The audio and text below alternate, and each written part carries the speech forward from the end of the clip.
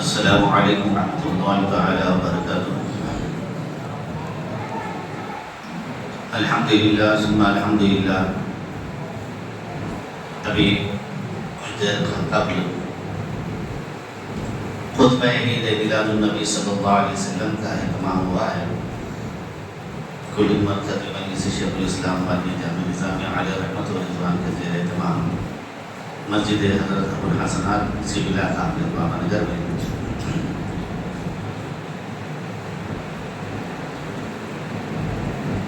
بسم اللہ الرحمن الرحیم نحمد و نصلی و نسلم علی رسول الکریم اما بعد قال اللہ عز و جل فی شأن حبیبی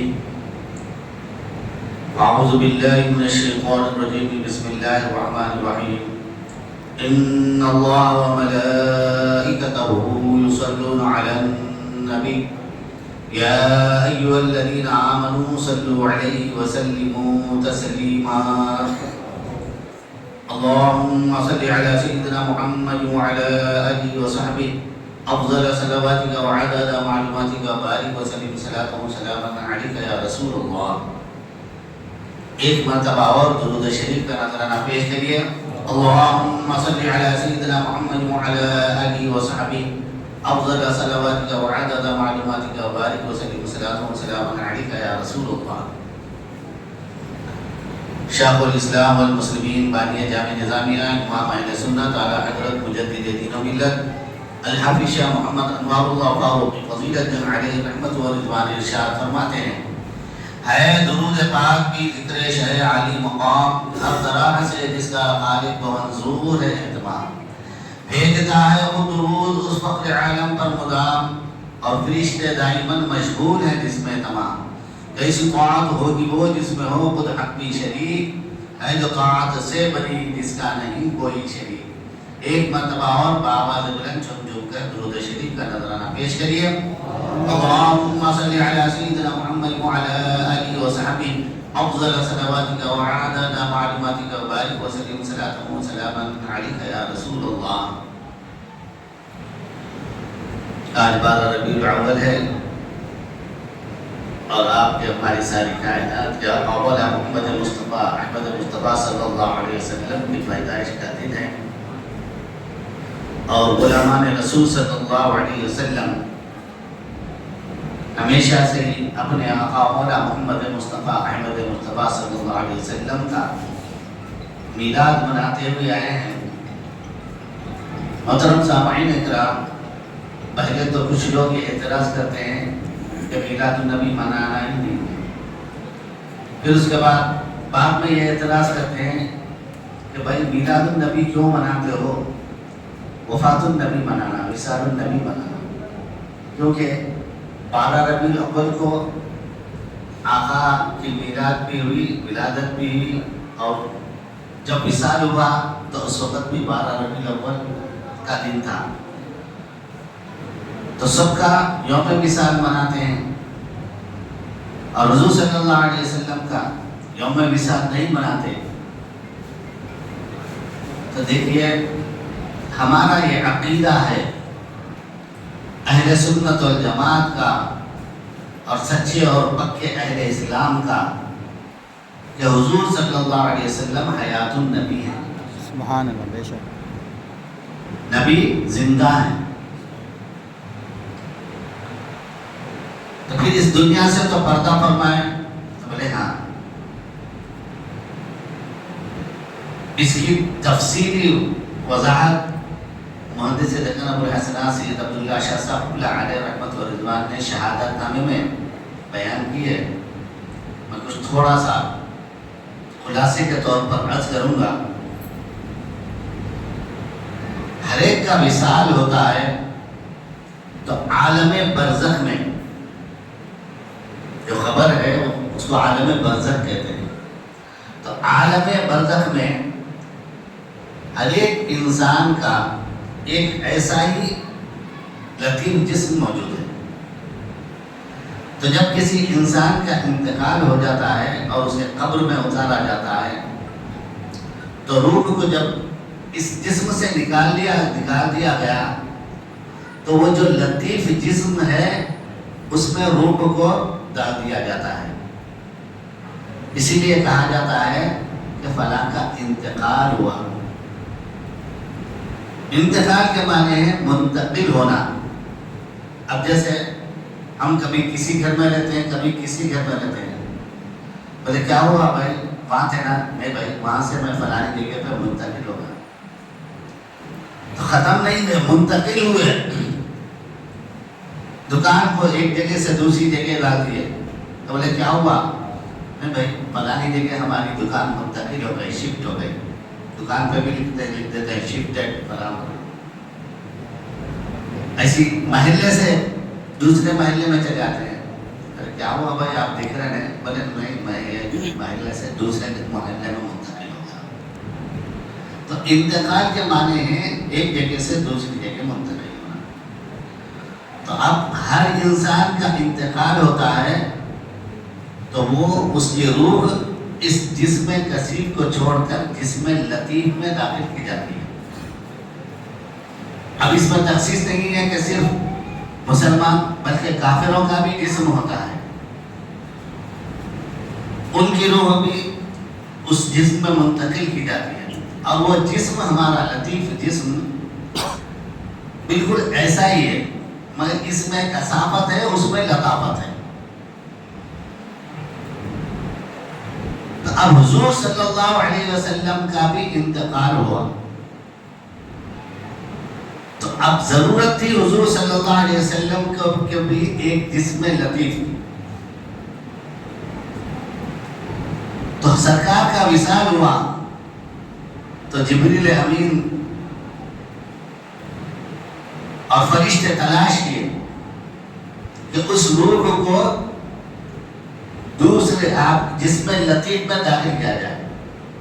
تو اللہ جل شانہ نے اپنے حبیب صلی اللہ علیہ وسلم کو نورانیت میں بھی اور لباس بشریت میں بھی بے مثل و بے مثال بنایا.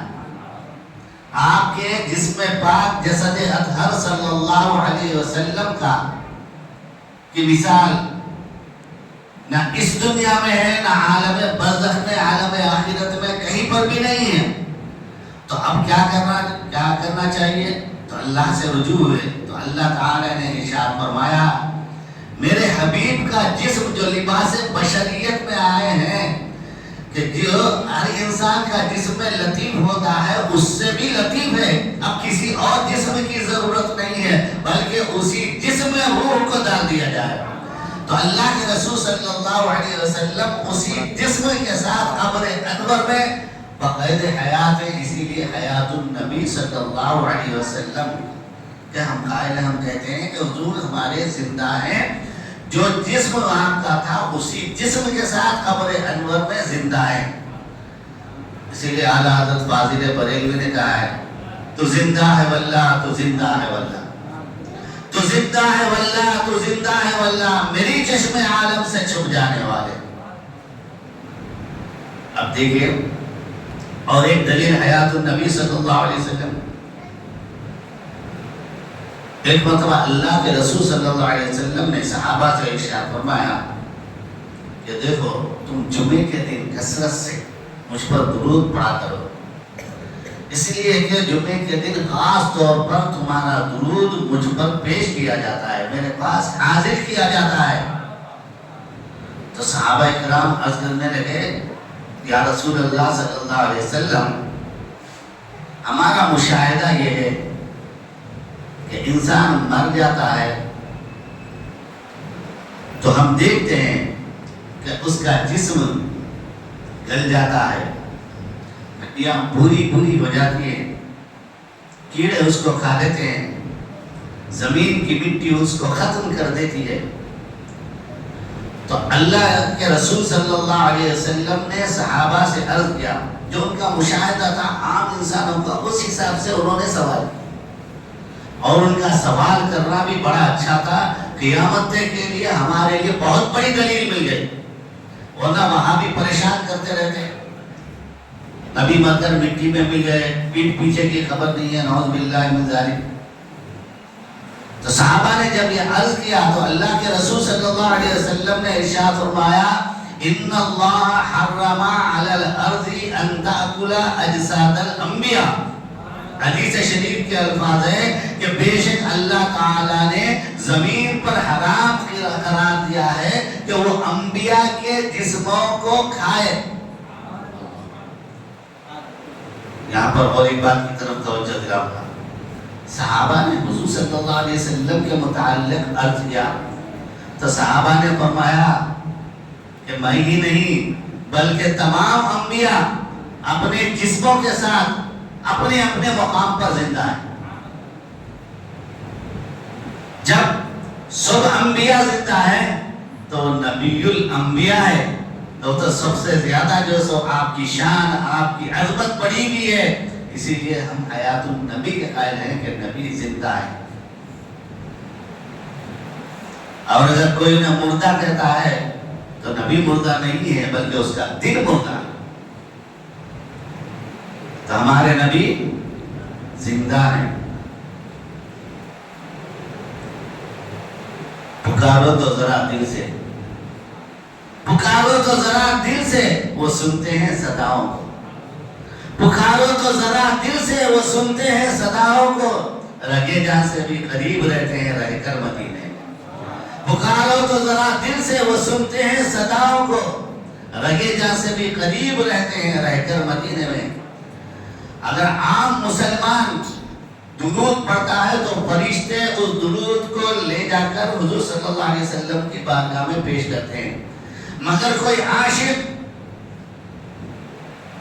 اور کوئی کامل ایمان والا جب درود پڑھتا ہے تو خود اللہ کے رسول صلی اللہ علیہ وسلم خود بتاتے خود سنتے ہیں اور آپ کو ڈائریکٹ وہاں پر پیش کیا جاتا ہے فرشتے کے ذریعے سے نہیں کیا. تو اسی لیے ہم حیات النبی صلی اللہ علیہ وسلم کے قائل ہیں. اسی لیے ہم نبی کا میلاد مناتے ہیں، یوم وصال نہیں مناتے. اب تم یوم وصال مناتے ہو تو تم حیات النبی کے قائل نہیں ہے تو کلمہ پڑھنا چھوڑ دو. اس لیے کہ کلمے میں لا الہ الا اللہ محمد رسول اللہ، اللہ کے سوا کوئی عبادت کے لائق نہیں. محمد صلی اللہ علیہ وسلم اللہ کے رسول ہیں. رسول تھے نہیں بولتے رسول ہیں. ہے کا لفظ زندوں کے لیے استعمال کیا جاتا ہے.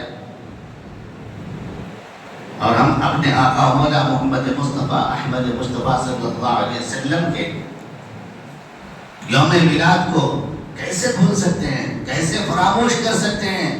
کوئی ایمان والا ہرگز فراموش نہیں کر سکتا. جو وہ کرتا ہے وہ بے ایمان ہے. اب اس کے لیے ضروری نہیں ہے کہ بڑے دھوم دھام سے ہی جو سا آپ میلاد منائیں، بلکہ اس دن دل سے خوش ہونا بھی یہ بھی میلاد منانا ہے. کیونکہ سب صاحب ثروت نہیں ہوتے،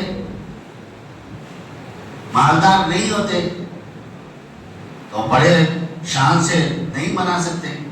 تو اس کا مطلب یہ کہ میلاد نہیں منائے نہیں. آپ اس دن دل سے خوشی کا اظہار کریں. اسی لیے تو محدث دکن رحمۃ اللہ علیہ نے اپنی کتاب میں شعر درج ہے، مومنوں کے دل پر فرحت ہے نمود.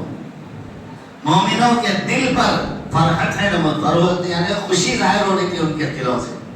جب دل خوش ہوتا ہے تو چہرے پر بھی اس کے آثار نظر آتے ہیں. اور کوئی جلتا ہے تو وہ اس کے بھی آثار چہرے پہ نظر آتے ہیں. تو ہم غلامان رسول صلی اللہ علیہ وسلم خوش ہوتے ہیں اپنے آقا کی میلاد سے. مومنوں کے دل پر فرحت ہے نمود. قدسیاں پڑھتے ہیں.